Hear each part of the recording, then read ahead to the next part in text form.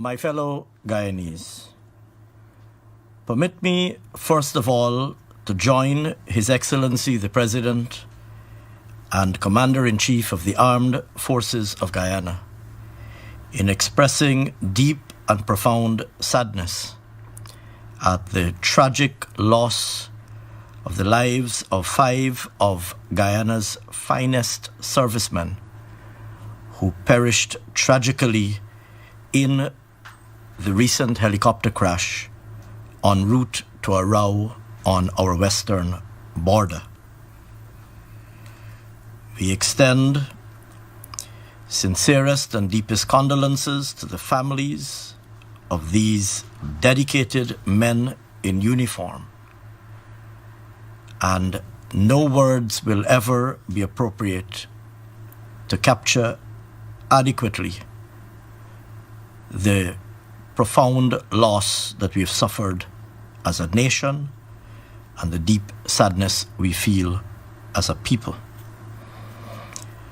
We also, of course, give thanks for the safety and speedy recovery of the 2 surviving soldiers. Our nation mourns and prays with the families of the deceased. This tragedy, of course, comes in the midst of particularly challenging times for all Guyanese, as we grapple with the aggressive escalation of the completely spurious claim to Essequibo by our neighbors to the west. Led by His Excellency the President, our government continues to work diligently and arduously in defense of our territorial integrity. And in particular, we continue to work closely with all domestic partners and with regional and international partners in defense of Guyana's sovereignty and territorial integrity. Essequibo belongs to and will always belong to Guyana. Despite these challenging times, as has been indicated by His Excellency the President and the Vice President, our government's work to advance our national development agenda and to improve the well-being of all Guyanese people will not be paused. In this regard, and in particular in relation to public sector emoluments, it would be recalled that since we resumed office in August 2020, we have implemented the following. First, we've paid a 7% across-the-board increase in 2021, followed by an additional 8% increase in 2022 to public servants, teachers, nurses, members of the discipline services, and other employees in the public sector. 2, we've restored the 1-month tax-free year-end bonus paid to the discipline services. 3, we've increased the income tax threshold from $65,000 monthly to $75,000 monthly in 2022, and then further to $85,000 this year. In addition to these measures, His Excellency the President recently announced various upward adjustments in salaries to specific categories of teachers, health workers, and members of the disciplined services. Our government has also implemented recently a suite of cost of living measures to be financed by the $5 billion allocated in Budget 2023 to cushion the pressures of rising cost of living. These included, of course, a one-off $25,000 cash grant for all public servants, teachers, members of the disciplined services, staff of semi-autonomous agencies and public enterprises, to be paid in December 2023, and work is ongoing to effect those payments. And of course, while I give just a few selected examples, they represent only a selection of the measures of the much wider array and range of measures that we've implemented since we resumed office, aimed at improving the well-being of the working people of Guyana.